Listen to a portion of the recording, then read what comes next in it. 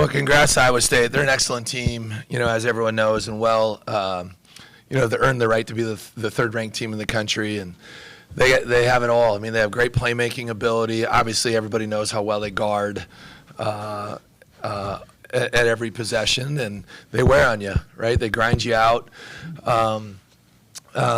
So they have great playmaking ability, and they just make you pay. It feels like every time you make a mistake, they make you pay. And I've known TJ for a long time, and we've had our battles over the last, whether it's South Dakota State and South Dakota or Utah State, and he's at UNLV.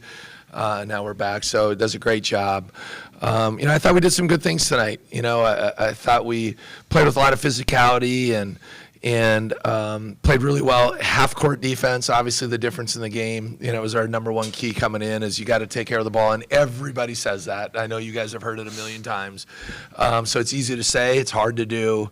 But, when you play a quality team, it's just hard. When your offense is their best offense, when you give up 25 points off your turnovers, that's really, really difficult to overcome. And I'm very familiar with the Iowa State home court advantage, and it's an elite fan base.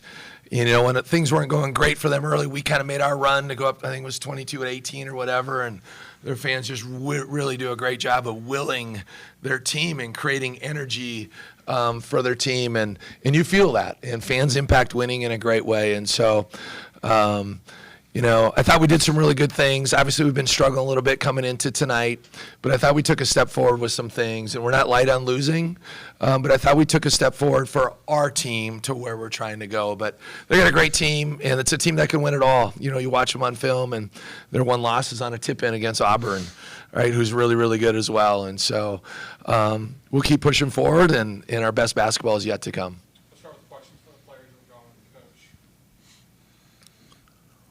You guys are easy. I'll ask one for both of you guys. As Utah gets more familiar with these different Big 12 places and in different towns, what do you think of Ames, Iowa, and Hilton Coliseum, and how did it stack up to what you've experienced so far?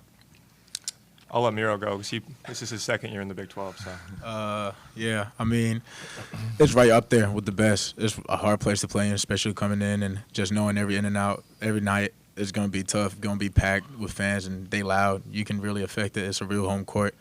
And I'm saying it's up there with, like, Kansas and K-State and Baylor and whoever you could say is a great home court. It's really up there.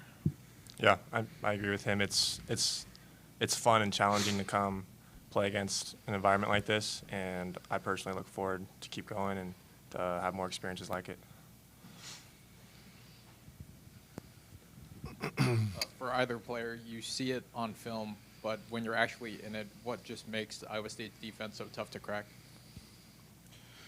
Just starting from the point guard position, just knowing that they're going to deny the easy catches, they're going to put pressure on the ball coming from 94 feet. So just got to be ready for that. And on film, it looks physical. On the court, it is physical. And just got to be really ready for that coming in. And just every time you play Iowa State, you're going to know it's going to be a real battle and a physical battle. Yep. I think we need to keep working on not changing who we are and playing against a team like this. And we got to remain aggressive and attack. And I think that's when we play at our best.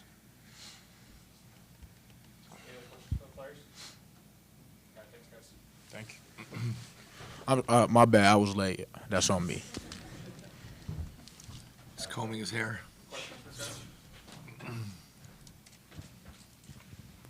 Craig, I would imagine for Curtis Jones on the scouting report, the number one thing is to limit him from the three-point arc.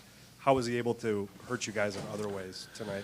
Yeah, he's a really good player. They got a lot of good players, and they got a lot of players that understand winning. And a guy like him, he's very dynamic. And just watching all these games, he makes every right play. It feels like, and he makes the plays in the moments, right? The Iowa game, a couple of those shots he hit down the stretch in a very tight contest, and so when he's one of those guys when he crosses half court, he's in range.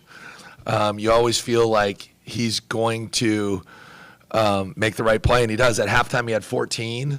I think he was 6 for 10 from the field. You got to do your best to try to eliminate some catches. We play more of a pack style, just we have to with where we're at athletically, and I thought our guys, for the most part, guarded their, Iowa State's personnel really well. But he was the one that we didn't. And we mixed up our defenses on him. There were times where we were just locking him and just trying to take away catches because he can go right, he can go left. He's got an excellent pull-up. He's got a great floater game. Doesn't get fouled a ton, but they have 3 other guys that get fouled 4 or more times a game. So they blend that in. They can hit you on a lot of senses, right? They have such playmaking ability with Lipsy and Gilbert. And then, of course, Jefferson is such an elite passer at the 4 who can also play the 5. He stuck a big 3 tonight. He had made 4 threes all year. But they got a lot of weapons, so it's hard when you try to take away this. Now that opens up, and that's what great teams have. It's just right. It is what it is. But he's a really good player. And then the last thing I was going to say with that is for him to understand, coming off the bench, right, and being that spark like that. Very few teams have that, and it seems, and I'm not in that locker room, but it seems like he embraces that and relishes that, and that's harder and harder to find, sometimes. So he's a heck of a player. He kept saying, Coach, stop denying me all these catches. And I said, obviously, we're not denying you enough because he was really good tonight.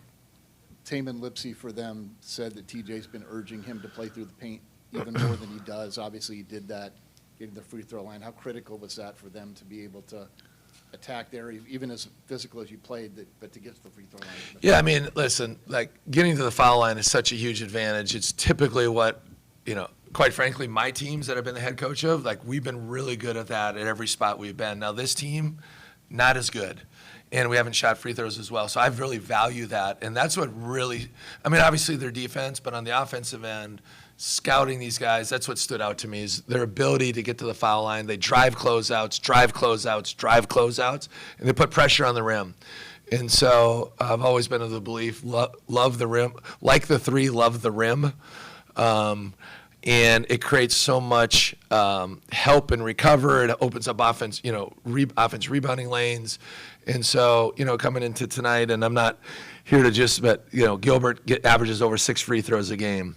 Deshaun Jackson is over 4 free throws a game, or over 5, I believe, free throws a game, and Jefferson's over 4.